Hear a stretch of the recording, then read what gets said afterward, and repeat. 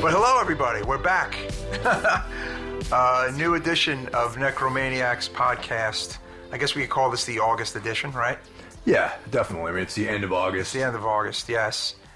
And I guess we've had a bit of a busy summer. We haven't been able to put a new one out since June.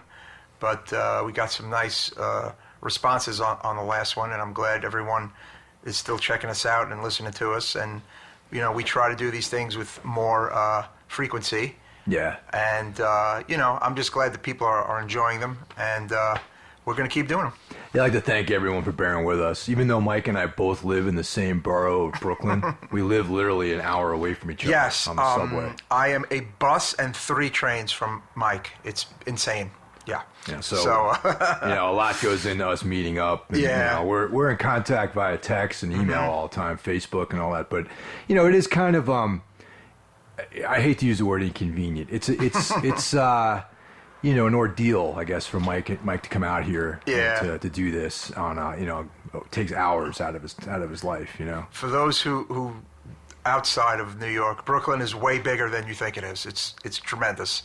And I am on one bottom end, and Mike is on like another kind of upper end of it. So It is a little bit of a hike, but we make it happen. Yeah. So just thanks to everyone for bearing with us and tuning in again. And you know, so we're gonna try to stick with it and deliver this a little bit more regular. Yes. But you're just gonna have to bear with us. Mm-hmm. You know.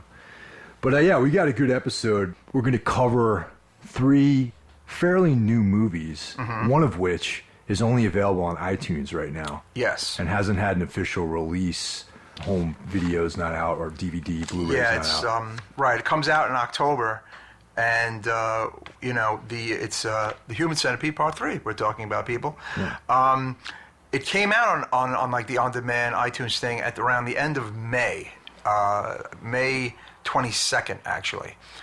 But yeah, the actual home video release is not scheduled till around the end of October. And a bunch of people I've talked to have not seen it yet, but you know, we have seen it, and you know, a lot of the main horror kind of sites and, you know, review spots have seen it and have given their opinions on it, and we both agree that this is one kind of wild ride of a movie. It's unique in the series, and that I honestly feel like director Tom Six was just like, fuck it. Let's just go absolutely crazy with the third installment. Would you agree? Yeah, it was definitely one of the most over-top films that I've seen in a long time. And it sort of, it has a very tongue-in-cheek element to it. Right. You know, it's not like watching like a brutal horror film. I mean, the movie is definitely brutal and extreme, for sure, 100%. But there's almost a sort of ironic element to it, which saves it from being completely nauseating at times. Right. It's okay. Now the first one has that bleak, dark kind of tone, and that really, you know, that ending, that unforgettable ending of like them kind of suffering, and the movie's just over, and it's like, you know, you're kind of left in the black abyss. Part 2 is in black and white. And some people feel that it's even more kind of bleak and nasty, and there's the scene with the baby, and there's just this, you know, the hopelessness to it. This movie, even the look, it's a bright movie, Mike. It's filmed mostly during the day in a hot office environment, in the prison office environment. Yeah. And there's like this fun kind of campy element. Would you agree? Absolutely, man. And, you know, once again, 2 of the main actors are coming back. Yeah, we have to bring this up. Yeah. The star of Human Centipede 1, Dieter Laser, is in this, playing not himself, but he's playing the head of the prison, prison warden. Bill Boss. Yes, Bill Boss. And Lawrence Harvey, the star of Part 2, the main bad guy, so to speak. Martin Lomax. Martin Lomax is also in this, and they're both playing, Dieter Laser plays the warden, and Lawrence Harvey plays, I guess... he's like in his accountant. His accountant, right. Yeah. And I have to tell you, that guy, he can act. Oh, yeah. Great American accent, right? Mm-hmm. No, he's a Brit. Yep. He speaks perfect English. and is just like this kind of messy, kind of sap guy, and he plays that very well to the really, really over-the-top performance. To me, almost like horror award performance by Dieter Laser in this movie. I feel like he's almost too much in this movie. That's what a lot of people have agreed. Yeah. A lot of people have agreed. He could have pumped the brakes a little bit on his delivery, but I thought he was great, though. I mean, it's an over-the-top movie, so what else do you expect? It almost also had this Ilsa She-Wolf vibe to it. Yep. Like this kind of this like crazy, over-the-top, but I mean, just out of any realm of possibility kind of vibe to it, without having that kind of bleak, dark, brooding vibe of 1 and 2. We also have Brie Olson, the porno star, who plays a secretary named Daisy. Yes. And she gets brutalized in this movie pretty heavily, too. Here's the thing about this movie. There's N-bombs, there's like I said, Tom Six, I really think, wanted to upset people in some ways with this movie. It's homophobic, it's sexist, it's racist, it's kind of xenophobic, it has the sadistic element, but I'm telling you, it has a fun element. Am I crazy? Or like, I feel like, I don't know, like I wasn't as assaulted as I thought I was going to be in certain instances of this movie. This is the thing. It's like if you're a fan of extreme horror, this movie, you might see the humor in it, But if you're just some guy off the street who just has no idea about this style of film, you're going to be completely appalled by it. That's the other thing I've learned with certain horror people that I know, or people I talk to on Facebook. Some of them have never seen any of these movies. Yeah, that's the thing. There is a dividing line about this movie. This movie has quite a reputation. And I know some people that go, I've never even seen part 1. I know what it's about, blah, blah, blah. But then there are the people who dove into part 1. And I'm sorry, the Human Centipede has become a pop culture reference. It's like if people know exactly what that is, And maybe they haven't seen the movie, but they know when you say Human Centipede, boom, they know what that is now. Well, I also think that the same way like Cannibal Holocaust, this is sort of following, I think, in the footsteps of films like that, where, people, when those movies came out, people thought they were like pornographic garbage. Really. Yes. But then as time goes on, they became their place in the horror genre. Yeah. The canon of horror movies and studied. Right. I mean, I don't know if they're going to study these 3 movies. No, that's the thing. Like Cannibal Holocaust it's an anomaly. I mean, Deodato was brought into Italian court at one point, and now it's a very much talked about and celebrated and analyzed movie, Cannibal Holocaust. So or even Pasolini's Salò, like that movie Salò. Same thing. That was for those of you who haven't seen that movie, I highly recommend you go check it out. Salò. 120 Days of Sodom. Yeah, Pasolini. I mean, the guy was like murdered as a result of that. Weeks later. Yeah, he died. Yeah, he was killed like a month later, I think. And that's a pretty extreme horror film. I mean, it's not a horror movie, but I wouldn't even characterize it. Yeah, I would say that's like, it's not even art film. I don't know. It was. I think they were trying to say something about fascism. Yeah. They were trying to say something about World War II and about fascist society and things like that. But boy, people were not thinking about that when they saw that movie. No, and I don't know if like 6 is necessarily trying to make any kind of statement. No, I don't know either. But still, in all, I think that this movie, as time goes by, people will understand how it fits into the overall horror genre, and But yeah, it is a very over the top film. And I want to say, Tom Six is in the movie. He plays himself. Yeah. And he's having fun at his own expense, obviously. But I like the fact that the first movie, the initial concept of Human Centipede, was an original concept in a sea of remakes, Mike, in a sea of out of ideas. You know what I'm saying? Yeah. And I will always give it to Human Centipede, the original, that it was, quite, a crazy, messed up idea. Would you agree? I totally agree. Yeah. And that's the thing I always gave it props for. It's just not a vampire movie. It's not a zombie film. It's not a remake of like an Asian horror film. No, it's not a remake of an American slasher movie. And it's really its own thing. He had an idea, and as perverted and crazy and sick of an idea as it was an original idea that he brought, you know, to the horror world, and it's a hit in the horror world. The movie's a hit. I mean, you know, it has quite a fan base. In general, though, it's a failure, though, because it seems like I'm just reading some of the reviews, and in general, like critical responses have been pretty dismal. And like, oh wait, of the new one. Of the new one. Yeah. Yeah. Oh no. Yeah. Yeah. I mean, it seems like when I also did peruse of reviews, not a lot of good ones. I feel like you and I might be alone in our championing of the movie, but I'll say this: there's I don't know. I guess maybe because we've seen the extreme of the extreme, and when something like this comes along that kind of has a little bit of this comedic element to it, you can get past the extreme over-the-topness and like not judge it based on the shock value, but based on like if it has other merits. And this movie does have other merits. But yeah, like Dieter Laser's performance, a lot of people were like, was he like high? Like, I mean, people like, I know who've seen it, like, were like, was that guy like on something making this movie? I'm like, it is very bizarre. It almost seems like he wasn't even using a script at times, right? Like it could be that he was just getting direction from Sticks. Like he might have just had like, here's a sketch of the scene. Just go to town. Be like, cover. I mean, his character really covers the entire spectrum of negativity, man. Like you were saying, it's like racism, sexism. They drop N-bombs. They hit every racial group imaginable. And to talk a little more about rape in it, you know. About the prison environment. It's very interesting that they have every race and, you know, represented in the prison. Yeah. There's a Muslim guy, and there's an Asian, and there's a Latino, and there's a white guy, and there's a black guy. It's kind of like this.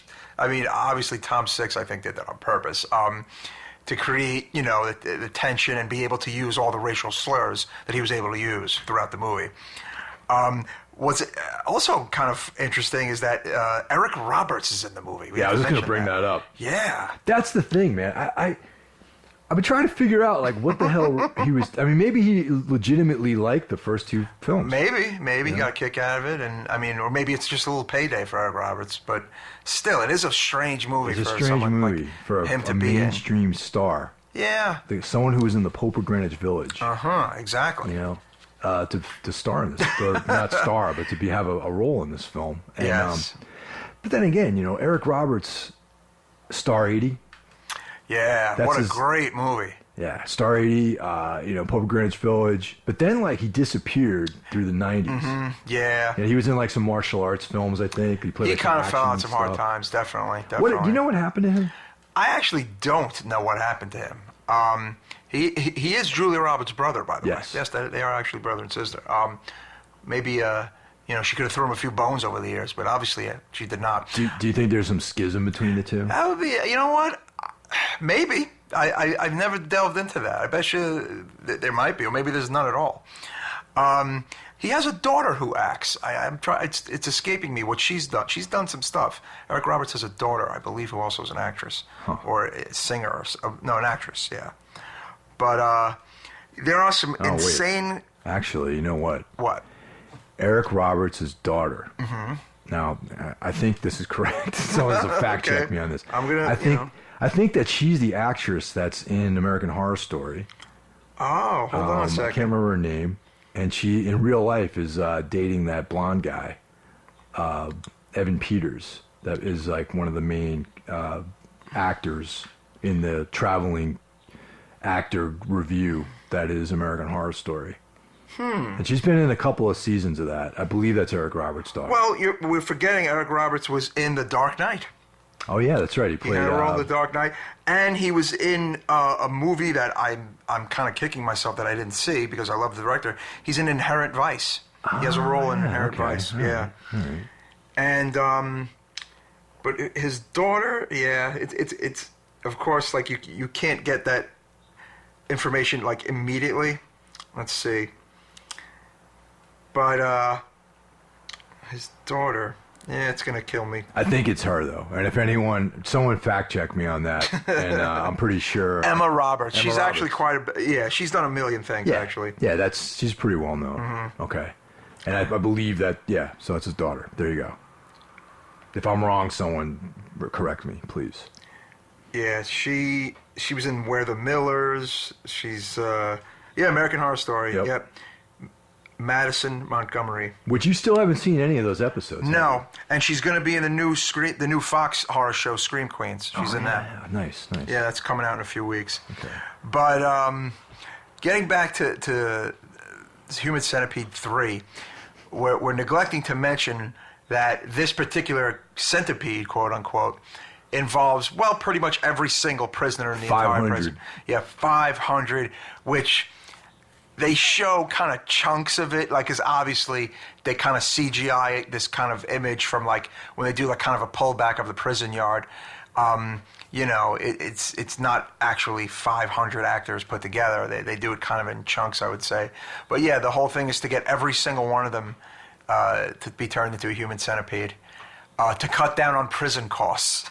Yeah. Ay. Because this movie is not. A lot of people haven't seen it yet, so we're not going to. We're going to try to like maintain some level of spoiler awareness during this episode. Yeah, I mean we've talked a bit about it. It is very over the top. There's definitely like this kind of atmosphere to it that totally separates it from parts 1 and 2. And then there are scenes that are really disgusting that make it fit right along with 1 and 2. So yeah, like my favorite scene, and I'm going to go into this, is there's 2 scenes in particular that are related and are brutal and disturbing, and one of them is the castration scene. Dude gets his balls cut off. Oh yeah. And my man Bill Boss cooks him up and eats him. And then immediately, I think he gets sucked off by Brie Olson. Yes. And then he gets drunk. And then he has this dream that he gets stabbed by the guy whose balls he ate. And then he gets gang raped in the wound, in the stab Yes. wound. Oh my God, that was out of control. This is that's just like a little precursor to the level of depravity that this movie has. There's some interesting reviews from the more mainstream outlets. This is interesting. IndieWire gave it a C- and said, final sequence is too serious to be camp, too silly to be scary, so 6 just settles for gross. And it is pretty gross. It's very gross. Yeah. And I don't agree with the fact that I don't find this to be a serious movie at all. No. Anyone who thinks this is serious is deluded, I think. And there's a great New York Times line, an ugly claustrophobic celebration of sexual violence that's anchored by one of the most repellent characters ever to appear on screen, the prison warden Bill Boss, portrayed by Dieter Laser. Boss is capering obscenity whose often protruding tongue deserves its own agent. And you know what? That's quite brings it home there. That's pretty much right on the money, I think. Yeah, it actually is. That's a good one.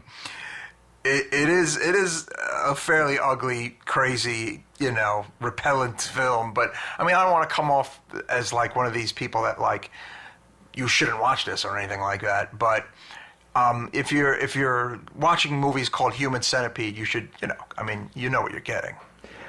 I give this a good review because I've seen a lot. You and I both see everything that comes out for the most part, and this one is something that I've actually. I can take something away from this movie, man, and I don't. Maybe that says a lot about me as a person, but it's not. It's a valid film, and I think that it's an original idea.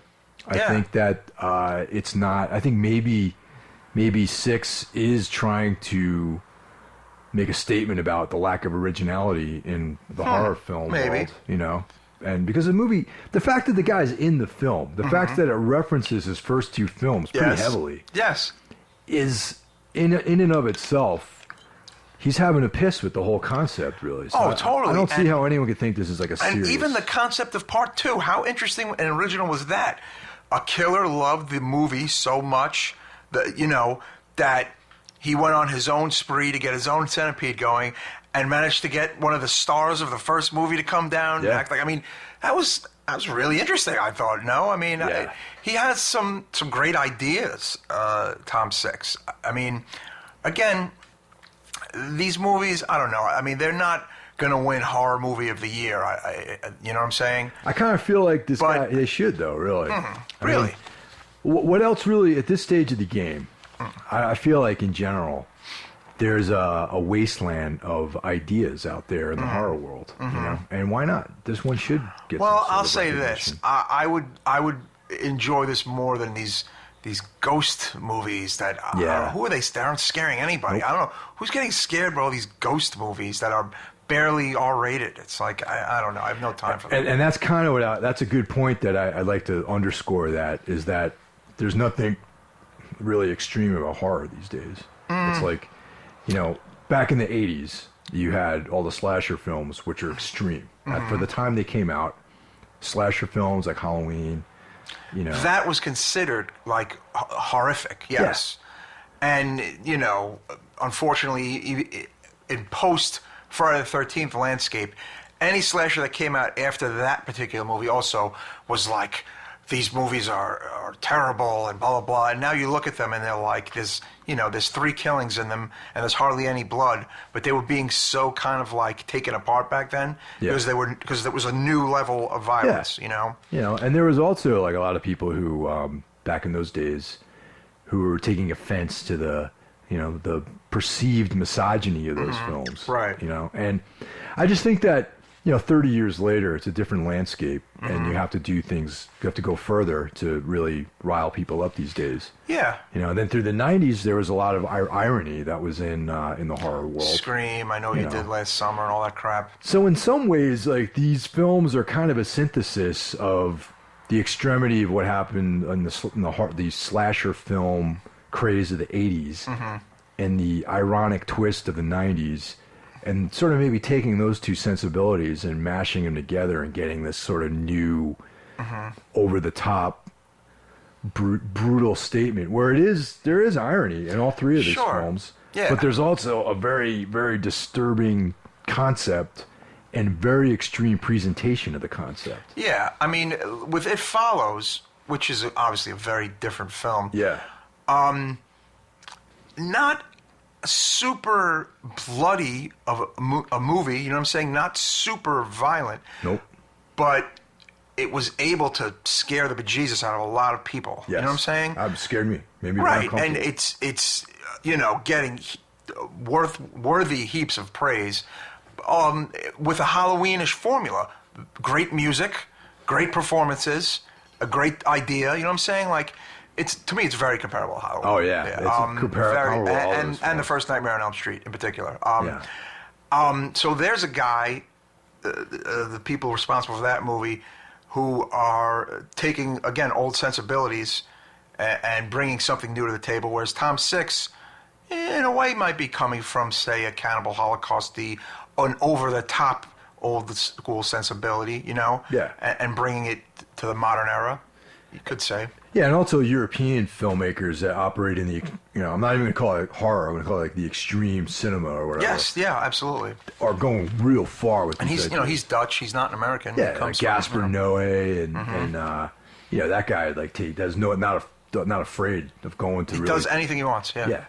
So, I mean, like, and he's maybe taking those 2 ideas I mentioned and like spinning it in like a European context and then just coming up with this thing. So, I mean, I think that, I actually really enjoyed, as much as you can enjoy this film, but like, I appreciate it. I appreciate that it exists, and I think that it's something that if you really enjoy horror and you want to seek extremity, that this is definitely something you should watch, and you should go into it with that idea. If you're like someone who watches Twilight, then for sure, man, don't avoid this one like the plague. No, it is not for you. So I give it a thumbs up. Yeah, I also give it a thumbs up. I would say if we're gonna go down that route, and obviously if you've seen 1 and 2, you definitely need to see this one. You got to. I would not skip this one. And this is the final installment. So. Yeah, exactly. So, and it'd be interesting to see what Tom Six does next, or if we never hear from him ever again. You never know, right? It's true with some horror people. Sometimes they're gone. Yeah. It's kind of weird. You know what I was thinking. We should standardize our review process as far as like maybe giving it like we just said thumbs up or thumbs down. Right. Should we actually give it like a 1 out of 5 or like should we start? We should agree upon something like that. I think, and like because there's some movies I like more than others. Yeah, or we could do, or if maybe I have a 5-star review, maybe Yeah, like something like that. I would give this, if we're going with a 5-star review, right? Yep. I would give this 3.5 stars. I would probably go for 4, only because I feel that this is going to be a movie that is going to be a milestone in like horror movies. I feel that like 10 years from now, people are going to be like, oh yeah, Human Centipede trilogy. We'll see what it does once it hits, say, Netflix, because it might, and once it hits the home video outlets, well, it may actually, the word of mouth in this might just begun in some ways. Yeah, you know, because it's not really out technically. And what I consider to be the sort of, New York Times of horror films, literature, journalism is, Rue Morgue. Rue Morgue gave it a cover story. Yeah, they did. So they someone did. else is taking it seriously besides me. So. No, absolutely. I mean, you can't be a horror publication or website and ignore the Human Centipede, series of films. You can't ignore them.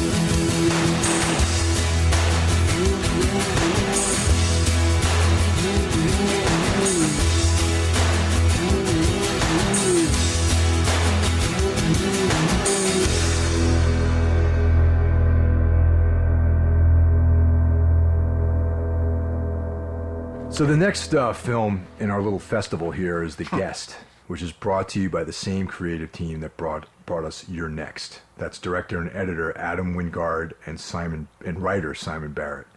And they brought us You're Next and VHS 1 and 2, right? Yes, Adam Wingard has a nice little resume for the past couple of years. He has the clinical trial segment in VHS 2 and the tape 56 segment in VHS. And he also did a movie that I saw around the time that we had the shop a couple of years back called A Horrible Way to Die. I haven't seen that. Yeah, it's a pretty nifty little horror movie. And he also did something from 2007 called Pop Skull, which was another kind of, minor indie horror kind of hit movie.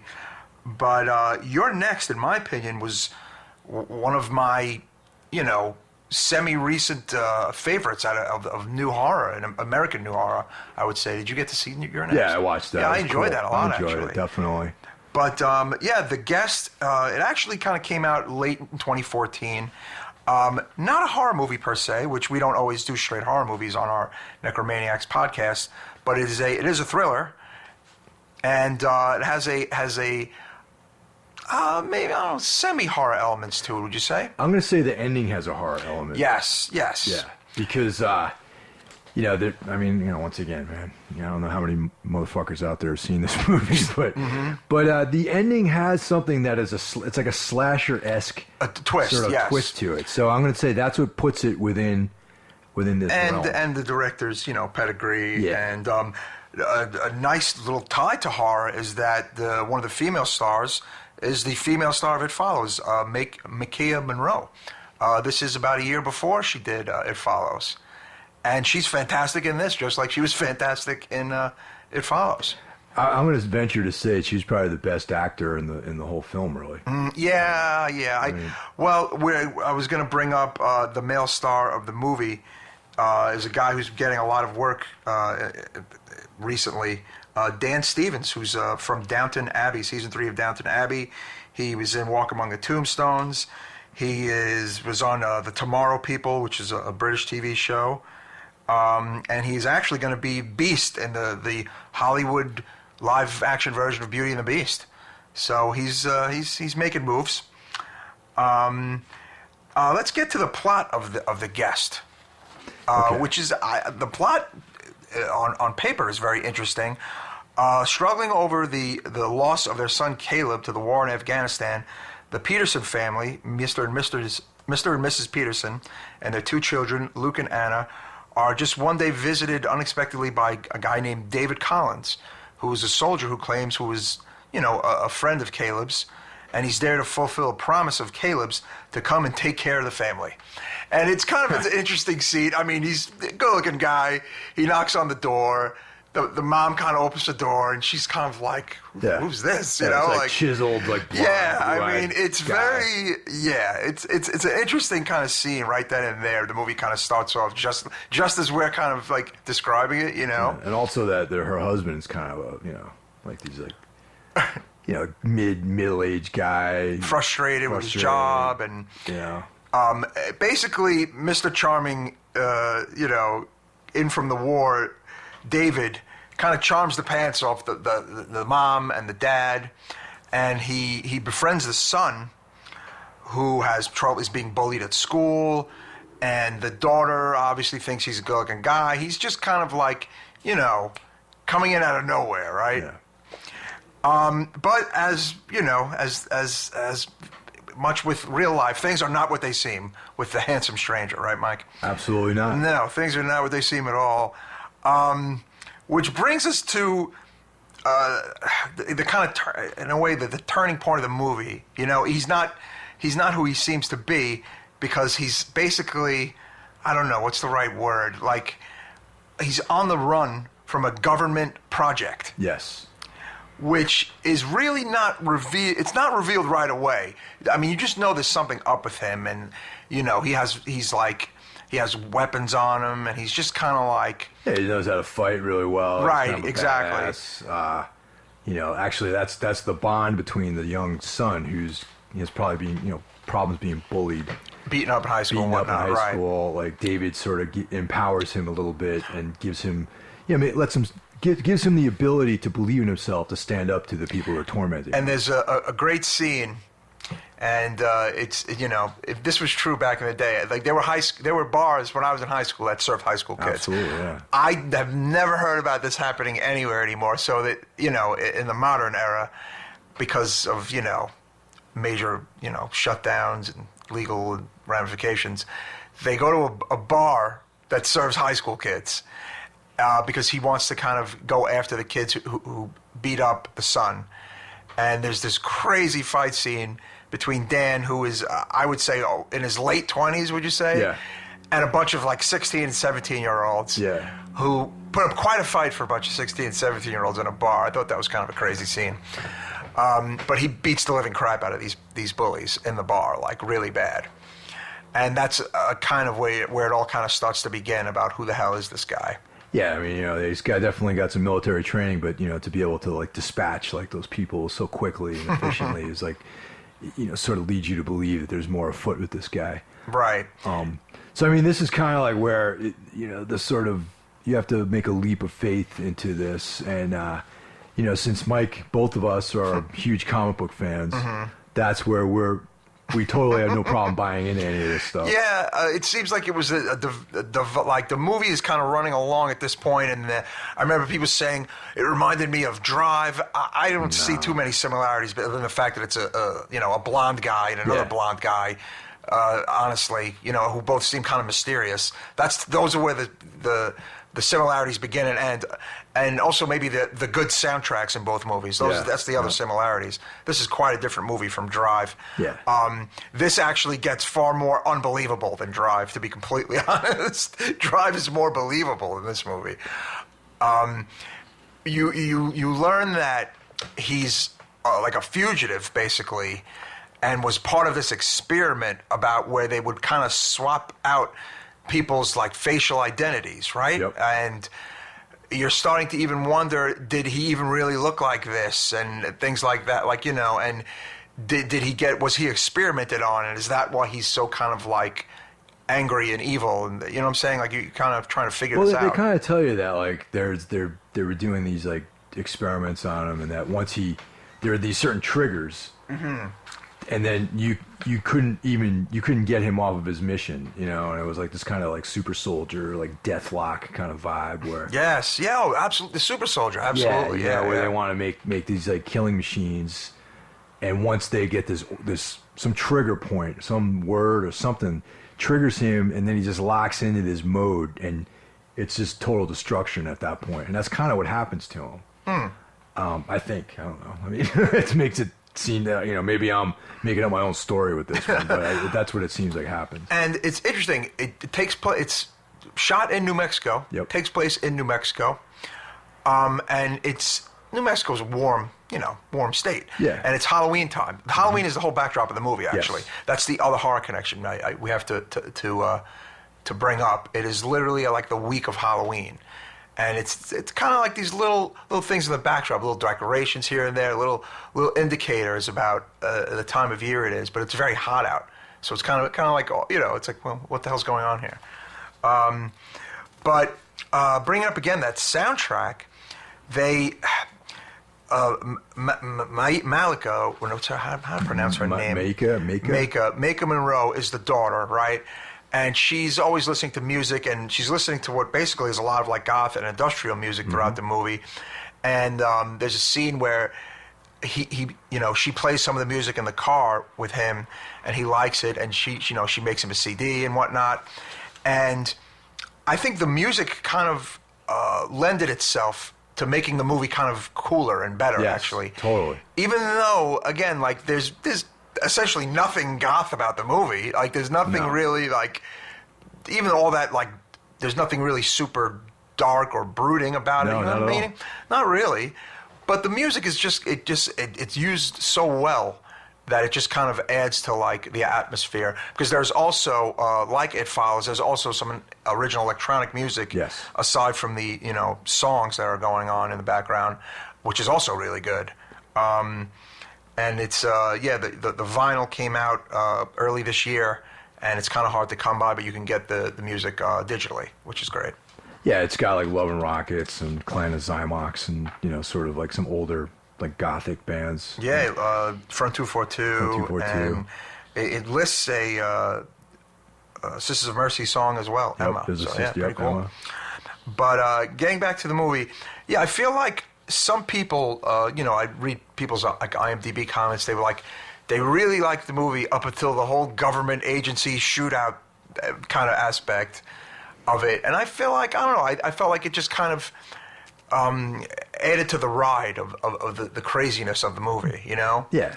I mean, what other explanation would you have for this, really? I mean, honestly, it's like, I expected something like that. I mean, I hadn't, when you and I both talked about watching this film, I didn't really research it. I just knew that the guys that did, you know, You're Next did it. And You're Next, You know, and I was like, oh, that's cool. I like that stuff. So let me check it out.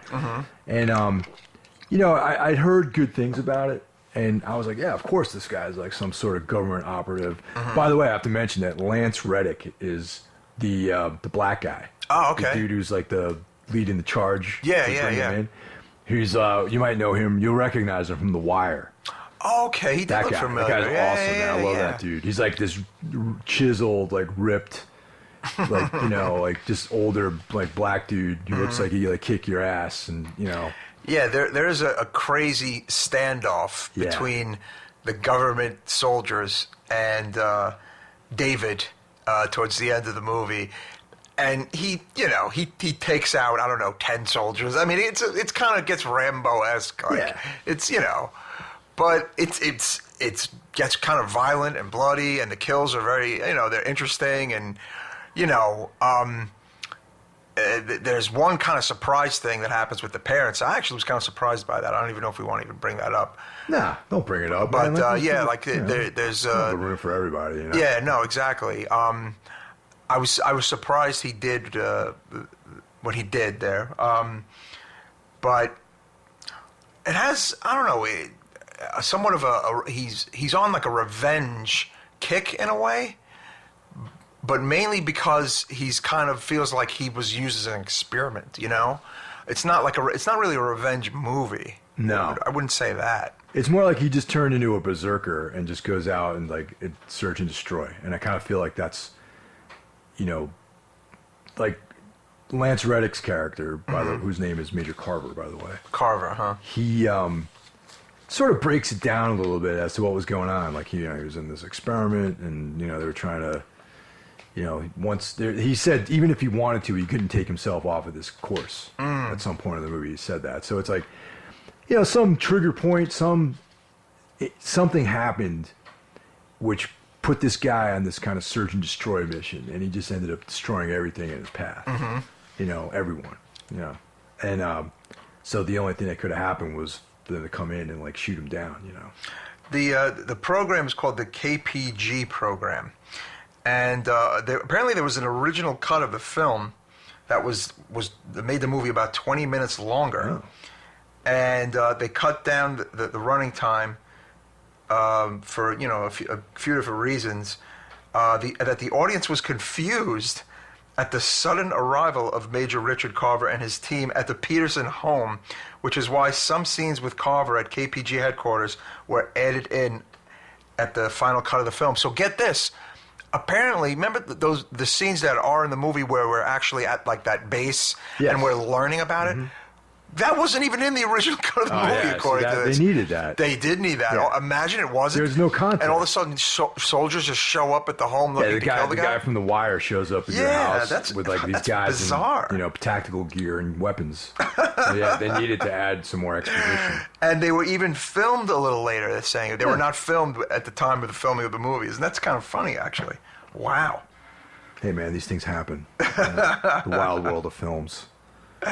Yeah. And then it says, let's see, the test audience felt that it was just, you know, there was actually maybe even a little more KPG info, and then certain test audiences felt that it was almost too much information. So I guess they had more scenes of behind-the-scenes kind of things going on about the program. And it said Wingard and Barrett admitted that they hated having to explain so much about David's character and his background. So they were glad that certain parts of those scenes were cut out. So it was like a little too little, a little too much, and they found a happy medium. Well, that's cool. Yeah, but no, they needed some kind of explanation. Yeah, you can't just have these guys in tactical gear with big guns showing up out of nowhere. You got to tell people where they're coming from. Yeah, I agree with that.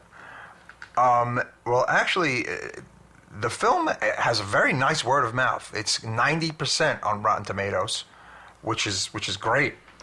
The AV Club gave the film a B+ that said, "Dumb fun is rarely this smartly delivered." It did become dumb fun. The movie does not start out dumb fun, actually. Definitely not. There's no need to put those disclaimers It's a little diss. in there. It's a little diss there, yeah. It's like, you know what, man, honestly, all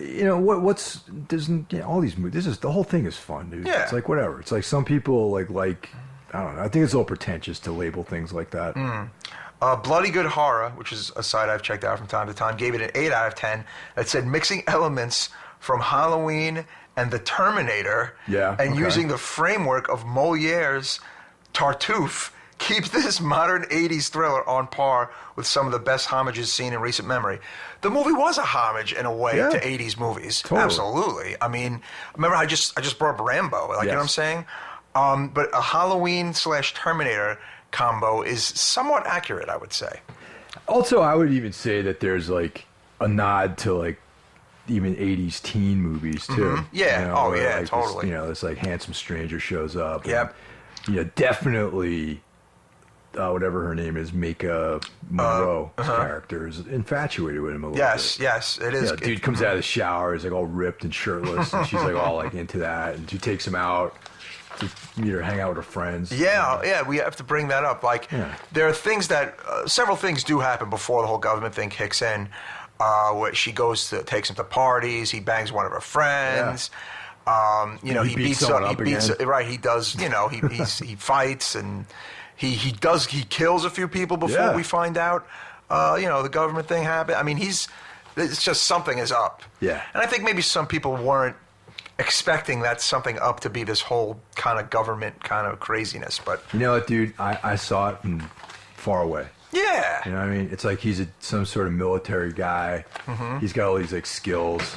I'm not saying that he necessarily was someone who was experimented on, but he was like I assume that he was some kind of operative, on underground, maybe on the run. I mean, the whole thing kind of made sense to me. I mean, to dissect this thing so much and try to find some sort of like reasoning you don't in it need is to do like that. It's a fun movie. Yeah, it's a fun, very dude. watchable movie. Absolutely. Everyone I know who's seen it really liked it personally. I mean, which is and I feel like it's kind of growing. Even though the movie it came out, it was about late 2014 movie, and it's really grown this year apparently. Yeah. So. Yeah. And I think with his profile being raised so much, the actor Dan, Stevens, it'll make this movie will probably get even more legs. Yeah, I dug it, man. And like I said, whatever, call it dumb fun or whatever you want. I just think it was cool, and like, whatever, man, it's cool. People like what they like. It's Twilight or something like that. Dumb fun. Yeah, of course it is. Horror movies. Yeah. Come on, really? Yeah, I agree. When people get too wrapped up in assigning all this meaning to stuff, it bums me out a little bit. Yeah, it's bottom line, it's a great movie. It's got a great soundtrack, and like I said, I've seen almost unanimous people liking the movie on like Facebook and the IMDb boards and things like that. So, out of a 5 stars, what would you give this movie, Mike? I give it 4. I definitely give it a 4. Absolutely, solid 4. Yeah, totally give it a 4. Definitely. Yeah, and looking forward to more Wingard stuff. Absolutely. He's going to be directing the first episode of the new Cinemax show, Outcast, which is based on Robert Kirkman of The Walking Dead's comic book Outcast, which, I mean, geez, I can't wait. I think it's going to be awesome. Speaking of Robert Kirkman and Walking Dead, tonight. Yes. Tonight is the premiere of the sort of offshoot, Fear the Walking Dead. Which takes place, I believe, on the... It's a West Coast instead of Atlanta, and deals with the, I believe, the initial kind of outbreak, like the leading up to it kind of stuff, which you kind of didn't get much of in The Walking Dead, even in the first season. You didn't get much of that. And in the comic, too. Like you get almost nothing. You get nothing. It starts with, like, Rick waking up months later when everything is in full effect. Yes, exactly. But that period, I've always been fascinated with that slow burn period of like when shit's just starting to go wrong. Yeah, totally. You know, and a new backdrop. I think it's the California setting is great. I mean, I can't wait. I hope it's great. You know. Yeah, I'm looking for. I'll be probably not. Actually, I probably won't be watching it tonight. Not tonight, but you'll get it. There's a UFC tonight, which I'm probably going to be watching. But I have it tomorrow. I'll be watching it. Cool, tomorrow. Very cool. You know, it's funny. We talked a little bit about the first season of The Strain, and initially I didn't like it, and then one of our listeners recommended checking it out again, and I did, and I actually bought into it. I became into the series. So season 2 is good for you? And season 2 is really good for me, man. I'm really enjoying season 2. It's departing. I mean, I read the 3 books in the trilogy, and it's departing from that storyline a little bit. It's like, you know, which is good because you have to. The first season was pretty much very, very book 1. Very faithful to the narrative of the books. And season 2, they're adding some different characters, similar to The Walking Dead. They're like extrapolating. You can change it up a little, right? Yeah, they're going to different directions. Like the characters are a little bit different, and I just it's good, man. There's some definitely creepy moments. This second season seems darker to me, and they're just like. But once again, the reason why I bring that up is there's just that feeling that you're in New York City, all this shit's going on. These like creepy vampires are starting to like take over, but life is still kind of normal. Oh, wow. Like, people are taking the subway. There's like people shopping. And then every now and then someone will just get like at night, the craziness happens. Interesting. You know, so I'm hoping that there's that sort of slow creep in of the zombie apocalypse. Like, because I kind of feel like that's how it probably would happen if there was ever like, you know, once again, making that leap of faith. If there was some way for the dead to rise and start taking over the living and eating people and turning them into zombies, it would be a slow. Yes, like I don't think it would be this avalanche of panic, and it would take a little while. I think it would. And that time frame to me is the most interesting part of the story. You know, where it's like, okay, you're still kind of holding on to normalcy. Meanwhile, these like very, very bizarre things are happening around you, and just the psychology of the characters starting to realize that things are just never going to be the same again. You know, that stuff's interesting to me. That's why I'm looking forward to this new Walking Dead offshoot. Yeah, totally. Yeah. Well, again, The Guest, check it out. Great movie, a lot of fun. We both give it a nice, solid 4 out of 5 stars. Yeah.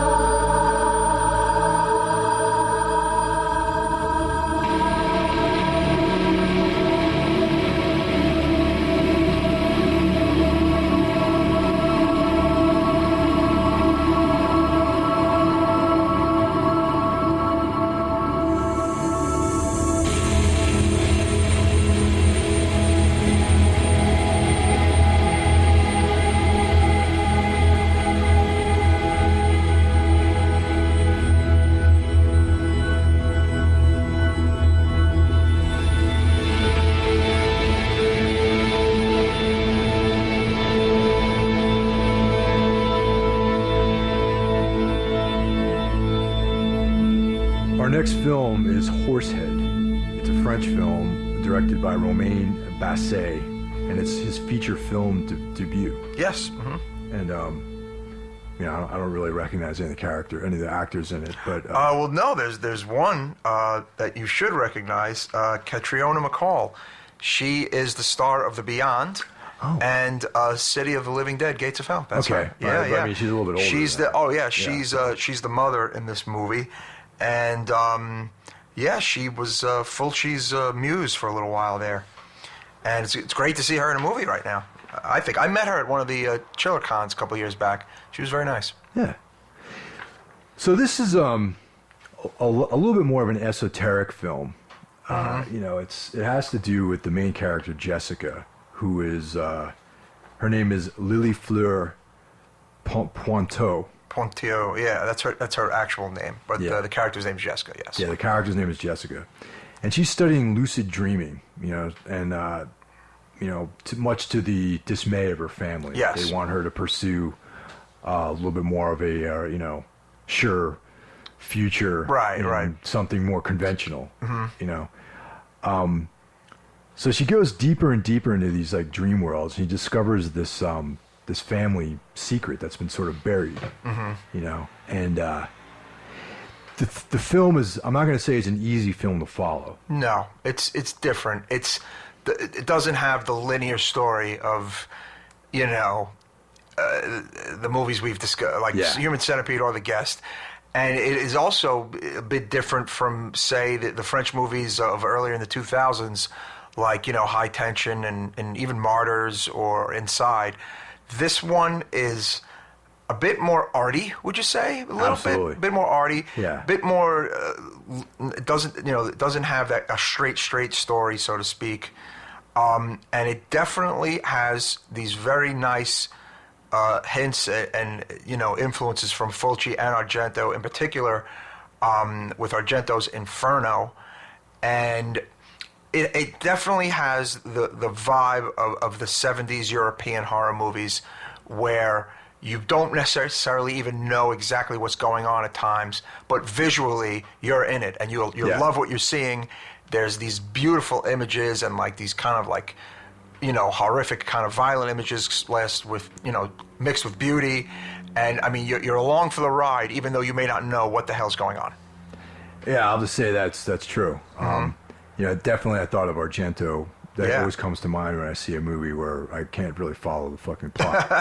And maybe even a little bit of a Jess Franco, just like this, the whole dreamy, the movie's very dreamy. It's very dreamscapey. It's very like, she's constantly kind of going in and out of consciousness throughout the whole movie, right? Yeah, because she's getting deeper, and she finds out this weird thing with her parents. And there's like this kind of incestuous trip going on. Yeah. There's a crazy scene of her kissing her mom. Yeah. It's pretty wild, actually.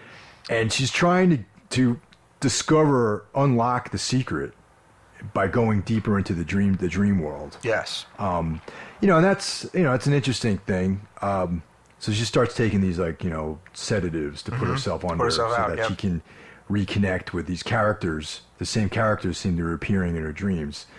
And then there's this being with a horse head. Yeah, I have to say, the special effects are quite good in this movie. I mean, it's not a big budgeted film. No. But the actual horse head kind of monster, so to speak, is really cool looking, actually, I thought. And a very foreboding kind of an image, Yeah. And there's this fantastic underwater sequence, which is one of the best parts of the movie, I thought. Yeah. I definitely feel like I have to watch this movie again, though, to figure out what the fucking plot is. But it looks good. But it keeps you thinking. I mean, she, some of the plot summary notes I have, she's stuck in bed with a high fever, and she decides to use her lethargic state to try out her own lucid dreaming as she's studying lucid dreaming. In order to do so, she breathes a little bit of ether to sink deeper and deeper into the other world.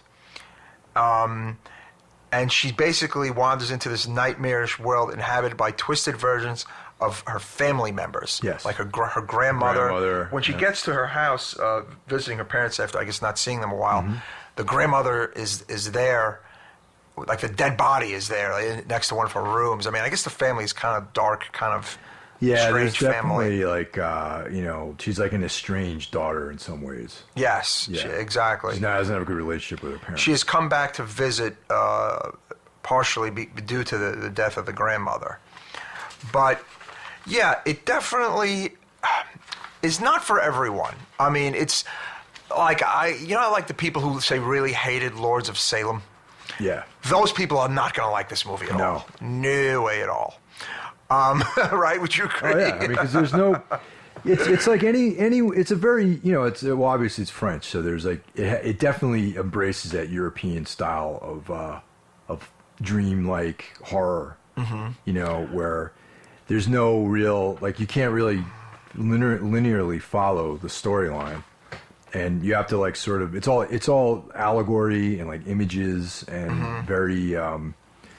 You have to sort of make these educated guesses as to what's happening in the film. And it's funny, although it's a French director, shot in France, everyone's speaking English. It's all made entirely English. It wasn't dubbed or subtitled or anything. Everyone's speaking English.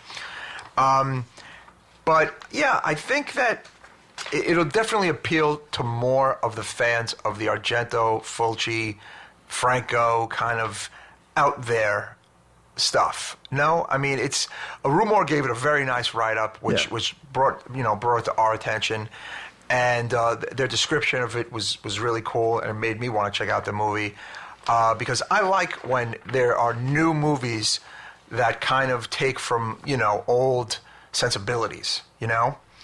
Also worth noting about someone else who's in this movie that you would know, and people who check us out would know. Philippe Nahon from Irreversible. Oh yeah. And I Stand Alone. He's the priest. He's the priest in this movie. Yes, it's a brief role, but it's him. He was also who you thought was the killer in High Tension. Yes. Yes, he's in this movie. So it's kind of cool that he's in this movie as a priest, no less. He's usually a beast in the movies he's in, to put it mildly.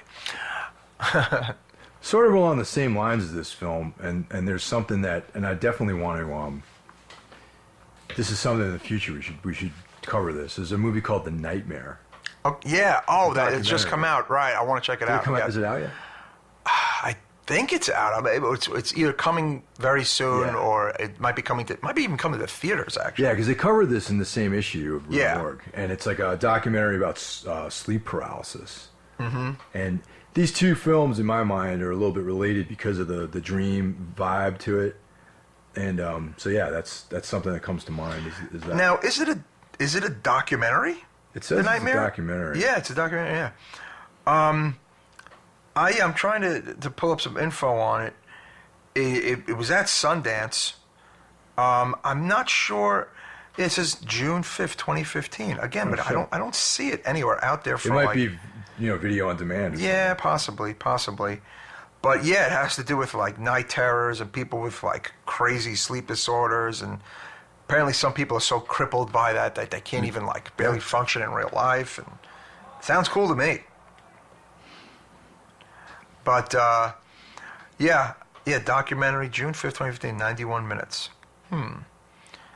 Definitely something to consider for future, Mike. Yeah, I'm gonna look into this, man, because it sounded scary, when I read about it. And Yeah. I gotta watch the trailer too. The trailer's out there somewhere. Oh yeah, I'll check it out Post myself. that up too. It's from the guy who directed the Shining documentary. Yeah. Yep. Yes, so I mean it's that gonna alone be makes good. me want to check it out. Yeah. Which I've learned some people hated that Shining documentary. Room 237. Yes, some people hated Room 237. I liked it. Actually, here, The Nightmare. You can rent it on iTunes. Oh, it is on. Oh, excellent. Vudu and Google Play, which I've never used. Yeah, me neither. It's like $4 for renting it. That's not bad at all. Check it out. Yeah, and Horsehead, I could say, is out on DVD and Blu-ray. You can buy it, and it is on Amazon and iTunes for rental. I give that movie a 3 out of 5. Okay. Mainly because I ended up getting a little bit bored with it. It's a great imagery. It looks great.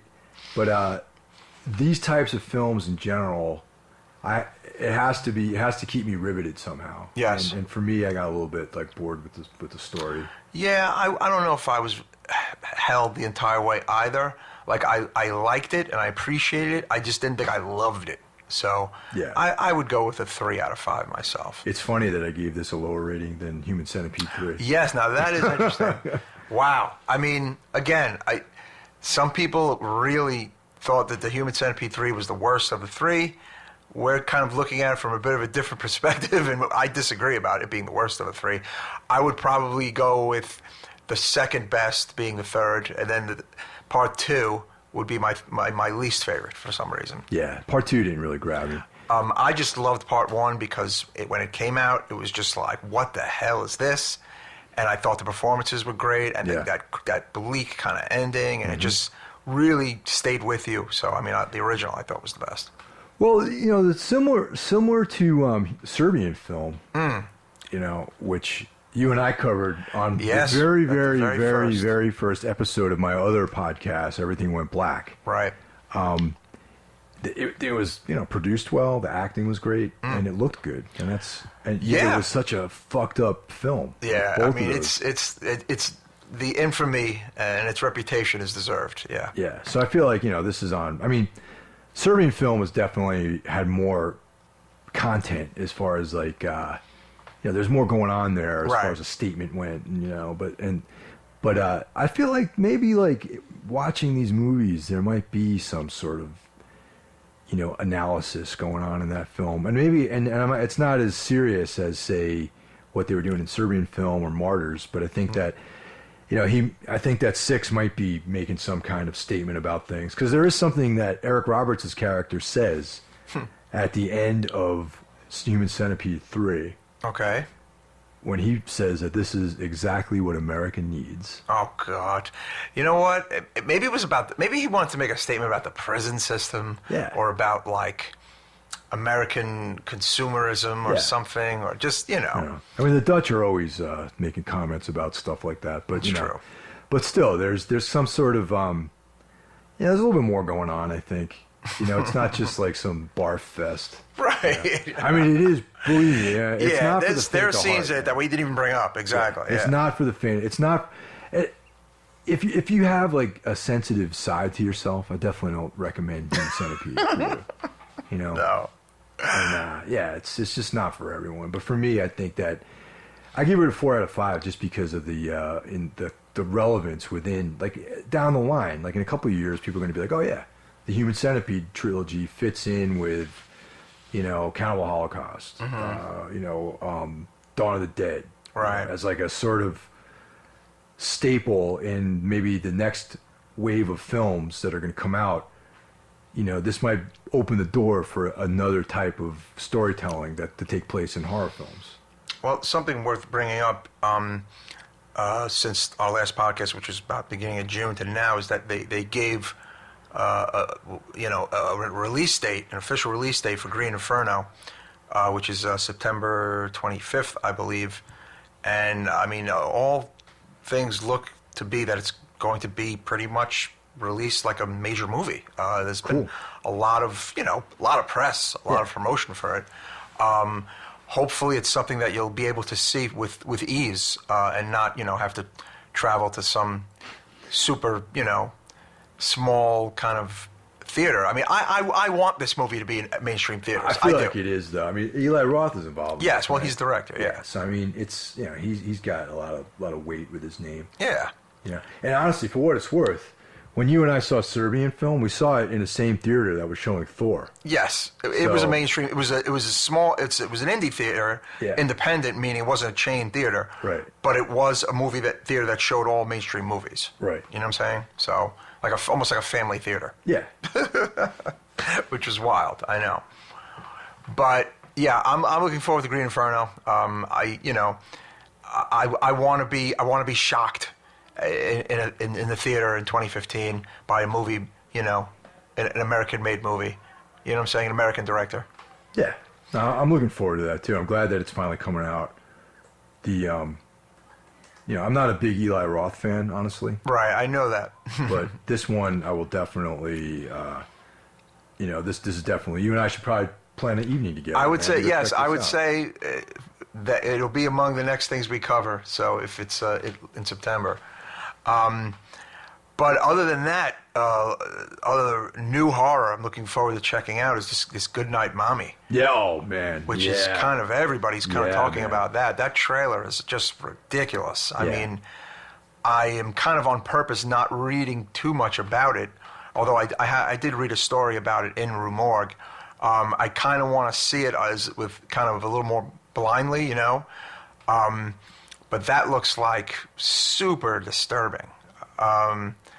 You know, the two kids and the mom eats the roach in her mouth, and it's just kind of dripping with dread, that trailer. Yeah. So it's like, Yeah, you that know looks it's not interesting. going to work out for everybody. Oh, yeah. I There's mean, going to be some people are going to be walking out of that theater, like, you know, feeling violated, I feel like. Just from the trailer alone, I felt violated.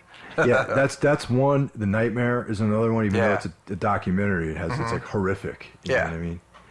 And hey, this is kind of old news at this point. But did you ever hear of that? There's like some game that was going around called Sad Satan. Have you heard of No. that? Dude, it's like. Are you familiar with the dark web? Yeah, Yeah, is that like a RPG role playing game stuff man. or It's the dark web apparently. This is I just got into checking this out. Like I've never gone in there, but apparently there's a whole internet where you have to access it. You can't like Google search any of this stuff. Okay.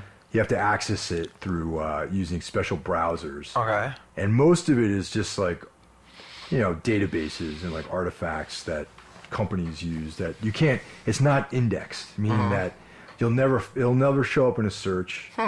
It's just like raw data that like corporate sites have are not you have no need to find it. Okay. But there's this whole black market thing under there, primarily that has to do with like child pornography. Oh God. Selling drugs. Oh, okay. Yeah, the dark. All right, I know like- what you mean when you say the dark Yeah, web. selling Got it. drugs and weapons, and there's alleged hitmen out there you can hire. 'Cause Oh, okay, got the it. whole thing is like you can log in and you're anonymous, 100%. There's no way of tracking who you are. Right. So all this shit goes on down in the dark, allegedly in the dark web. Right. So there was this story that came out about this video game called Sad Satan, which you can download, and allegedly there's this like crazy shit that happens where it takes over, it starts fucking on your computer, Oh boy. and I have to look into that. yeah, if you go on YouTube, there's playthroughs of it. Of Sad Satan. Interesting. Yeah. So I watched a bunch of the YouTube clips, and it's just like, I think it's all hype, honestly. And I do feel that there's also this thread saying that some guy brought this to attention who ran a website, a gaming website, Okay. and apparently it turned out that he's the actual guy who developed this whole thing as a way of getting more hits to his site. Ah.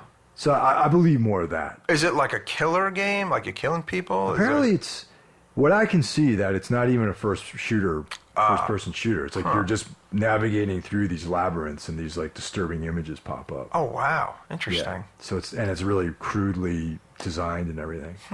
So, And it could like mess up your computer, like if you're playing the real yeah, version. and of course now there's this whole like folklore about it's like mind control or some bullshit like Oh wow. So yeah. Sad Satan. yeah. Okay. That was just something for like a couple of days I was like completely obsessed with reading about that shit. Wow. Yeah. It sounds interesting. But I think honestly it's smoke and mirrors. Could be. Absolutely. I mean, if it gets people talking, if it gets people looking at it, Yeah. and it has a reputation, and everybody wants to check it out, of course.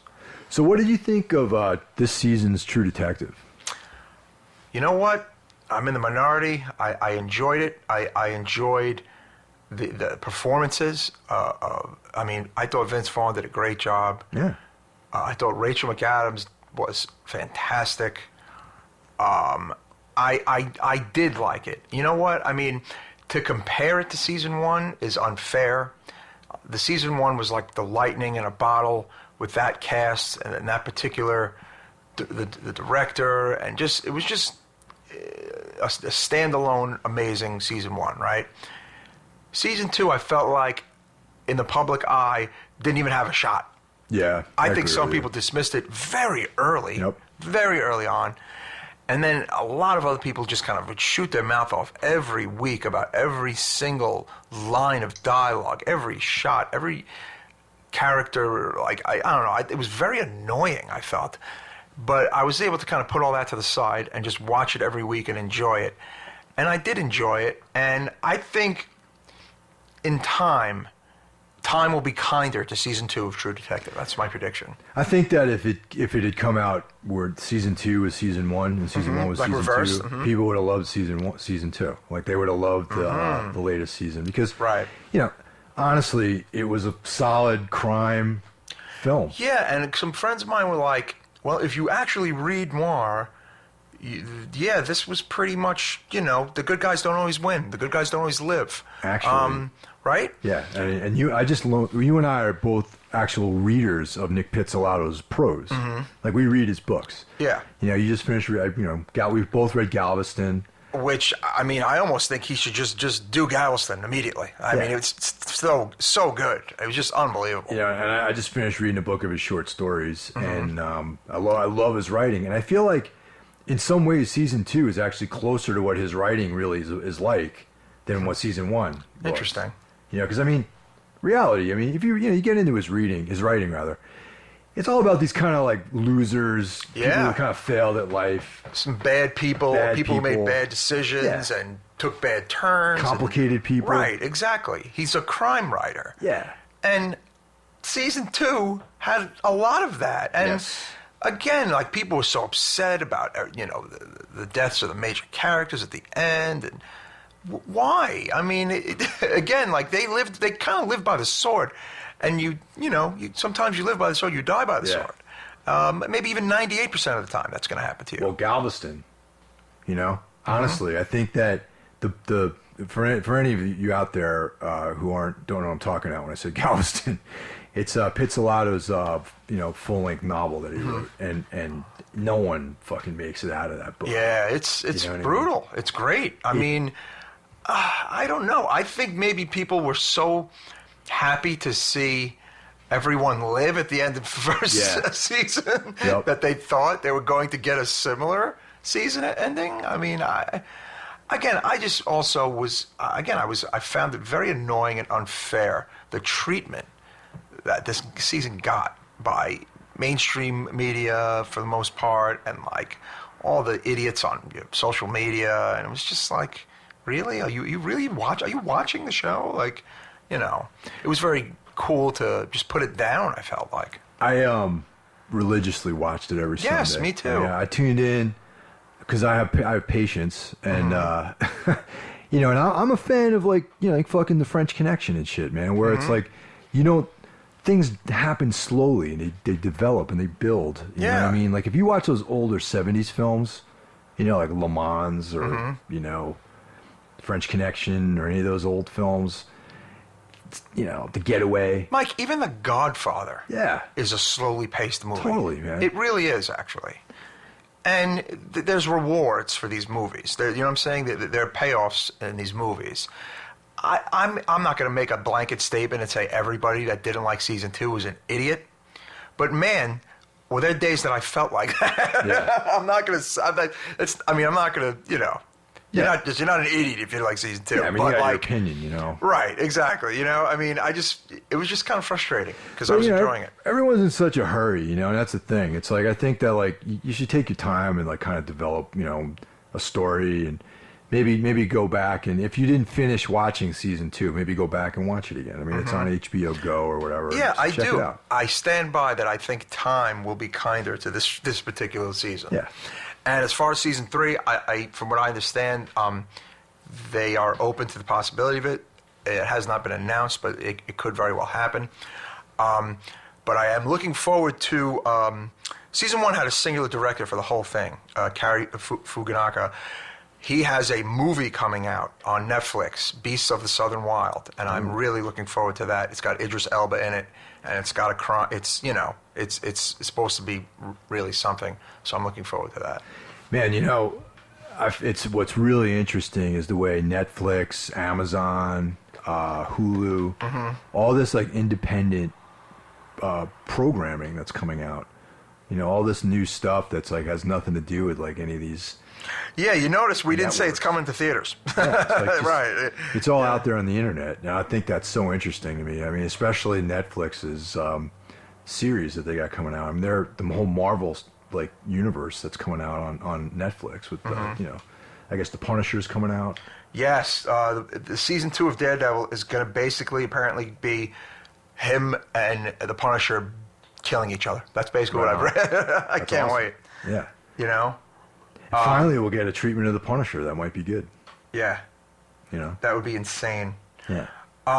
Actually, I think I gave the wrong information about what Cary Fukunaka's next move is, and I'm going to want to, you know, correct myself here, but hold on one moment.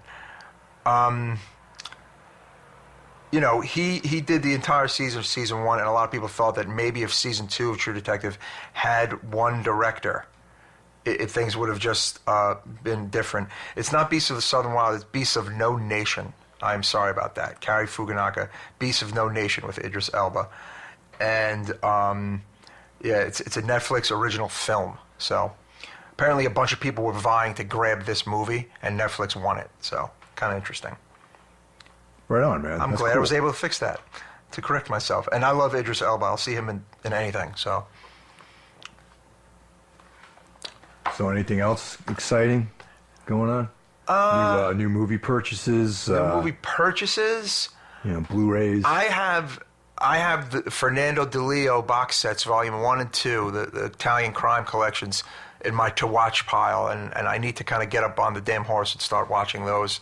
And I have what else do I have?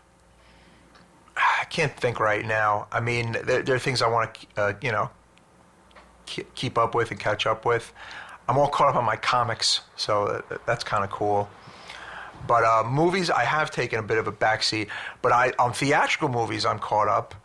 I got to see Ant-Man, and I loved it. Got to see that, too. I haven't seen it. I saw Straight Outta Compton, and I loved it. I'm not interested in that. Not interested? Well, I grew up really liking NWA. Yeah, So I mean, me too. I never, know. these biopics are never really, I don't know. Like, I've watched a couple of these, and I don't really like when they dramatize, like, stuff. Or I watch a documentary on NWA. things, exactly. Yeah, I see your point. I think some of that subject matter would fare better from a documentary instead of a flash Hollywood movie. Yeah.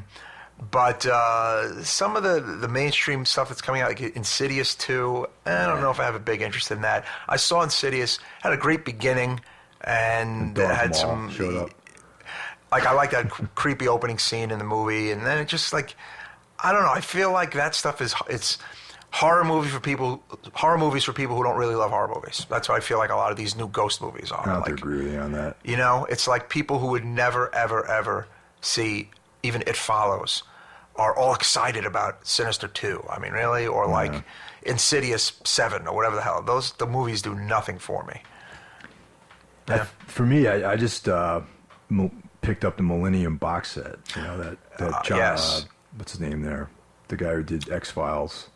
Chris Carter. Chris Carter's, like... Millennium. It was an offshoot of the An offshoot, X-Files yeah. that only was on for about 2 or 3 seasons. Yeah. It had like a nice little cult following, but it was very more on the horror end than X-Files was. X-Files definitely had horror elements, moments, Yeah. but this was more of the horror, darker, millennial end of the world kind of thing going on. It was a very interesting 90s, show. Very 90s. Yes, it was very 90s.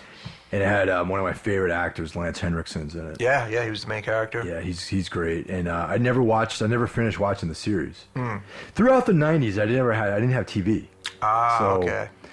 I only recently have cable. Like this past year is the first year of my adult life where I've actually had cable TV. You know what though? There's so much good stuff on. It's like Yeah. nothing wrong with cable TV. I'm down with it, man. But so anyway, to make a long story short, I never saw any the last few episodes. I never finished watching that series. Millennium. I only watched stuff, the DVDs over the years, and so now it's been languishing in my Amazon, whatever, my shopping cart for months. Oh, cool. And, it was only like $30, but nice. Yeah, I want to check it out. I'm trying to watch how I spend my money these last couple of months, and I got my tax return, and I just figured I'd treat myself to some things. It's funny, when I got my tax return, I bought the In Search Of box set. That's a great. Which is awesome. Leonard Nimoy's late '70s, early '80s show, which a lot of it was about cryptozoology, a lot of it was about like ghosts or Satanism or the good stuff. Missing people. Oh, it was just any kind of crazy topic. It's just awesome. Check it out. In Search Of. A lot of people have no idea about it, by the way. I've learned. There's I read about a book that actually I read about in Rue Morgue, where I almost find out almost all my news. Yes. Mm-hmm. There's a book called Satanic Panic, I think. Yeah, I want to check it out myself. I want to read that, and it's like more about the satanic explosion in the '80s, and sort of what's going on and why, what it was all about, I guess. So I definitely want to check that out. We were around for that stuff. I remember as a kid, I would read newspaper articles sometimes or watch talk shows about, satanic cults were coming to get me, basically, when I was a kid. Yep. So I had to watch out for that. And also, Mike grew up here. You grew up here in Brooklyn, but I grew up in a town called Carmel, which is about an hour and a half, 15 minutes north of here, out in the suburbs. Mm-hmm. And, I like hung out in the woods. I like played in the woods when I was a kid. And I'd always see, you'd see creepy shit. Yes. Satanic Absolutely. Shit, Like we would go in like a wooded area or whatever and stumble across like a very strangely killed animal once in a while, or like a pentagram for no particular reason, or some candles. That stuff did happen. No one was ever abducted. No one was ever kidnapped. No one was ever killed. But did we see strange shit? Sure. I saw some strange shit growing up sometimes. But of course there was our Ricky Casso out on Long Island. Oh yeah. Who's like the sort of that's like it all sort of climaxed with him and his cult out in Long Island. I remember the newspaper headlines that entire time. Like, my dad would buy the paper every day back then. And I remember that, like, the covers, like, about, satanic metalheads and all this, and just, great fodder, you know what I'm saying? Yeah, I would watch that on the news every night. I would come home from school, and, right around dinner time, we'd have dinner, and then the news would go on. And it would, for that couple 3 weeks, month or so, there was... all you heard about was Ricky Casso and his like satanic cult, and then the guy like hung himself. Meanwhile, the reality versus the really, I mean, it was just him. There was no satanic cult. It was just like he was like a drugged out guy who liked AC/DC and Motley Crue. Like, I mean, he was really, it didn't really get much beyond that, to be completely honest. But the legend and the story was a thing of its own. Yeah, then there was the book, Say You Love Satan. And then there's, of course, the fine Jim Van Bever short, My Sweet Satan, which we need to devote an entire episode. I think it's time. I think it's time. We got to do it. Like, maybe we should also work on getting some kind of interview with that dude, too, man. That would be fun. Fun. Like cut it into the episode or something like that. The whole story behind the making of the Manson family is amazing, and a lot of it's in that in the documentary that you could see about the making of on the DVD. It's on the DVD. Right. Set, that itself is pretty awesome. Anyone out there who's never heard of this guy Jim Van Bever that we probably talk about every couple episodes, you guys need to check him out, man. He's probably the greatest filmmaker you've never heard of. Up there, yeah. And he's total DIY. Yeah. His movies though are made on no money, no budget, but they're compelling, just like any other film you've ever seen. No real actors. No, not really. And the Blu-ray of Manson Family, which came out only a year or two ago, comes with his short, a new short, which is why I want to get the damn Blu-ray. I want to check it out. So. What's the new short? It has something to do with alligators. Actually. Oh, yeah, I read shot about in the that. South. Okay. I want to check that out. He hopes to make that into a feature, and, we'll see what happens.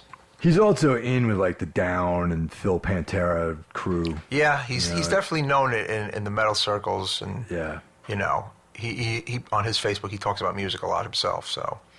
And also, and he also did a film called Deadbeat at Dawn, which is like an action which is his adventure. first movie. Yeah. He did all his own stunts and choreography, fighting, and just like he did the whole movie himself, and he's the star of it, so it's kind of cool. I wonder what kind of martial arts background he has, because he's actually throwing like round kicks and spinning back kicks and all these like I really do want to know what kind of training he's had, because he's actually very convincing in his fight scenes. Yeah, totally, man. Yeah, and also, he's the fact that he's jumping off of dams and shit. It's like dangerous shit. No, totally. I mean, it's killed himself making that movie. Yeah. It's great. Yeah, he's an movie. inspiration, man. And even like the interview footage that they have on the Manson stuff. He's like one of those guys where he's like Greg Ginn or something. He's like one of those dudes who like had a vision and he just like did whatever it took to get to that point. He did it, and I always give him nothing but respect, and I heard a lot of sketchy stories about him. I don't give a fuck, man. Right, exactly. I mean, it doesn't take away from the art, and it doesn't take away from what he's done. Absolutely, But anyway, this was a good one, Mike. Yeah.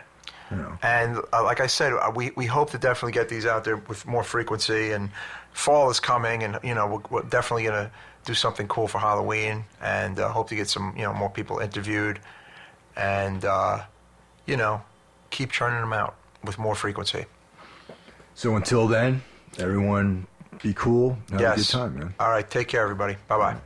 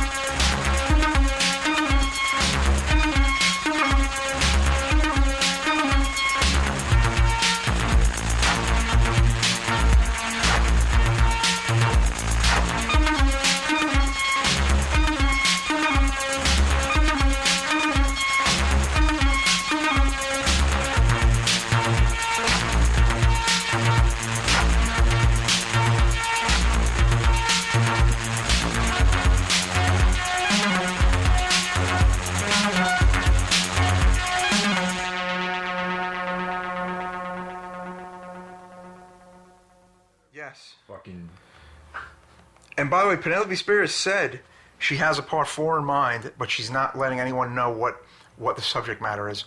What do you think it could be? Black metal? Yep. Death metal? I guarantee you it's probably black metal. It'd be kind of cool if it was about American black metal kids. Yes. Because, like, everything the else Norwegian shit's been done to death. I hope that's what it's about. She said, I'm keeping a secret, the subject, the kind of music it is, or something like that. It's got to be black metal, man. Because she's going chronologically. It's like she missed death metal because the third one was 97, 98 or something like that. So it makes sense that the next thing I is think the if she American did black that, metal. that would be very interesting, because coming from an American director about the American point of view, that would be kind of cool. The only issue with that maybe is getting those guys to actually be in a movie. Yeah. You know what I mean? Like those guys like Leviathan or fucking Zaster. You'd have to, if you were going to make a Decline of Western Civilization about American black metal, you have to have Zaster, you have to have Leviathan. You would have to have also take a step back and maybe even have fucking Prescriptor from Absu in there. Absolutely you'd have He's to have a character and a half, dude. Yeah, Imagine absolutely. that. You would have to have like Hemlock. Maybe even fucking, what's his name? Pro Fanatica dude, the guy, Paul Lednick. Oh, he's a weird dude too. He'd be crazy. You'd have to have like, I don't know. You'd have to have like Grom and like all these like sketchy like fucking bands in there. Fucking Gilal from Grand Bilowski. Yes, weird dude.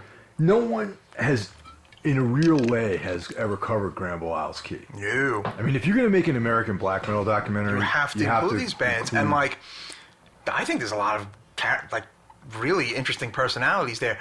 They can get one of the real Von guys, get the main dude, get him in there. I mean, why not? And you'd have to talk about that NS connection and all that stuff. You'd have to have Lino in there. I think you should have Lino in it, actually. I think that would be interesting. Yeah.